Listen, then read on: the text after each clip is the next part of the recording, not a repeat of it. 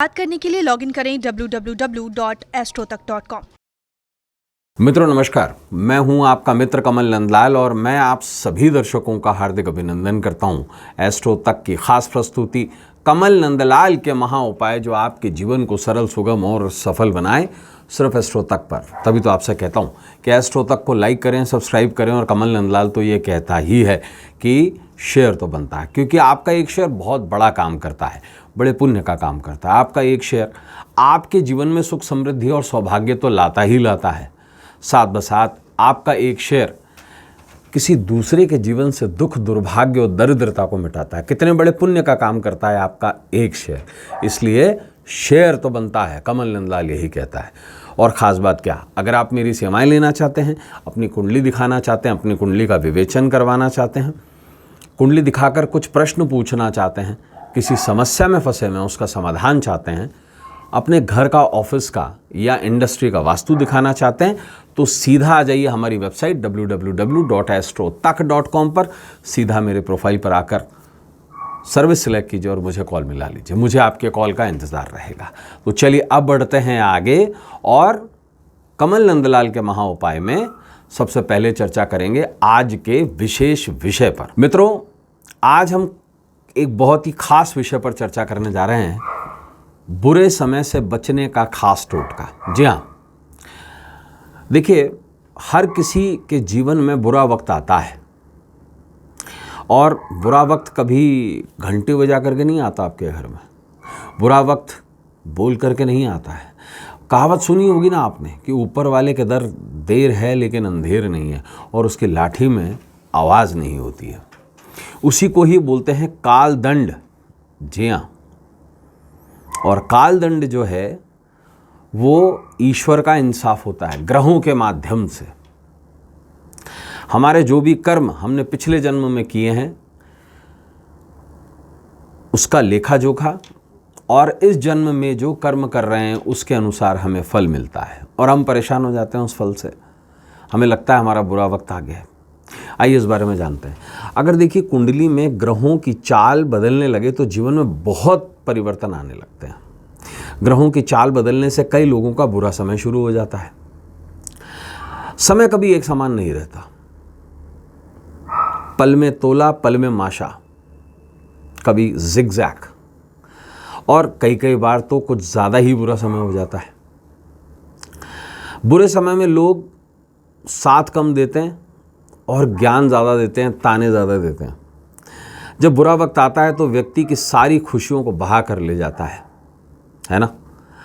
वक्त की माया कभी भी पलट सकती है। अच्छे अच्छों को बुरे वक्त से गुजरता आपने देखा ही होगा। रंक को राजा बनते और राजा को रंक बनते भी देखा होगा। वक्त लौटकर कभी नहीं आता।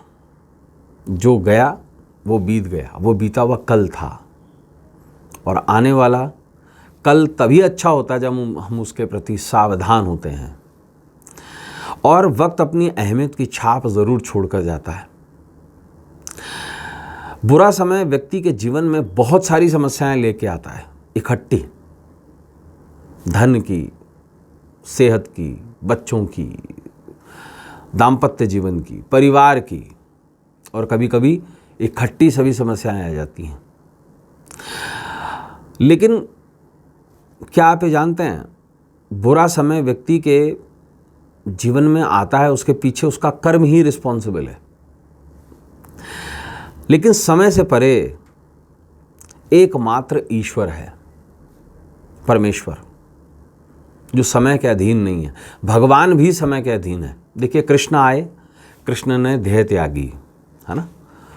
राम आए, राम ने देह त्यागी। कोई भी अवतार आ जाए, चाहे वो जीसस आ जाएं, चाहे वो मोहम्मद साहब आ जाएं, जो शरीर लेकर आया है उसे जाना ही है, उसे कष्ट भोगना ही है। ये कर्म है। लेकिन एकमात्र ईश्वर ऐसा है जिसको हम परमेश्वर कहते हैं, ऑलमाइटी कहते हैं, जो निराकार हैं, निर्गुण हैं। और उसे ही शास्त्र ने कभी प्रकृति कहा है, कभी उसे काल कहा है।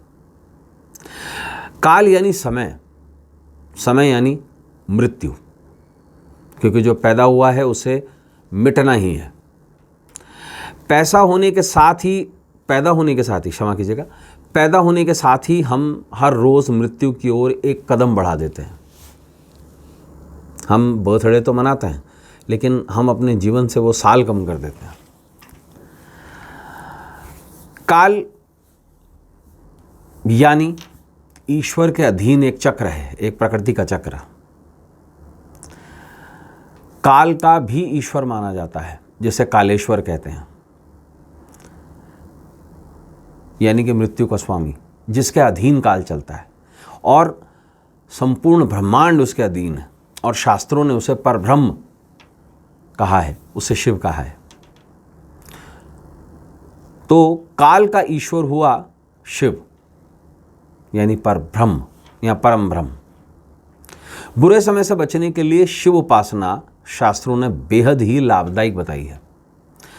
सभी ग्रह नक्षत्र, देवी देवता, यहाँ तक कि स्वयं भगवान भी परब्रह्म से ही उत्पन्न होते हैं और फिर उसी में ही समा जाते हैं। शास्त्रों ने तो यहाँ तक भी कहा है कि जन्म से लेकर मृत्यु और उसके बाद भी और फिर अगले जन्म में काल यानी समय के अधीन है सब कुछ। लेकिन समय भी ईश्वर के अधीन है, यानी जो काल है वो ईश्वर का एक छोटा सा अंश है और ईश्वर ही एकमात्र ऐसा है जो उससे परे है, और उस ईश्वर को महाकाल कहा गया है। काल का भी काल, काल कालाय।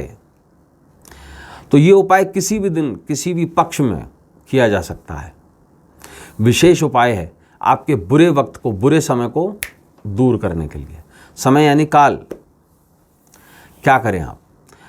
घर में अगर आपके कोई बेकार घड़ी पड़ी है, कोई पुरानी सस्ती घड़ी पड़ी है, उसे साफ कर लें और उसे शिवालय ले जाएं और उसे चढ़ा दें, पुरानी घड़ी को। और उस समय पर एक मंत्र का जाप जरूर करें, वह है ओम महाकालेश्वराय नमः। काल से भी ऊपर, काल का भी ईश्वर, और महाकाल का मतलब काल का भी काल। निश्चित कह रहा हूं, बुरा वक्त आपके जीवन से स्वाहा हो जाएगा। तो मित्रों, आज के लिए बस इतना ही। कल आपसे फिर मुलाकात होगी, तब तक देखते रहें एस्ट्रो तक और अपने मित्र कमल नंदलाल को इस उम्मीद के साथ इजाज़त दीजिए कि हम सभी का आने वाला कल आज से कुछ बेहतर हो, कुछ सुंदर हो। इजाज़त दीजिए। नमस्कार, नमः शिवाय।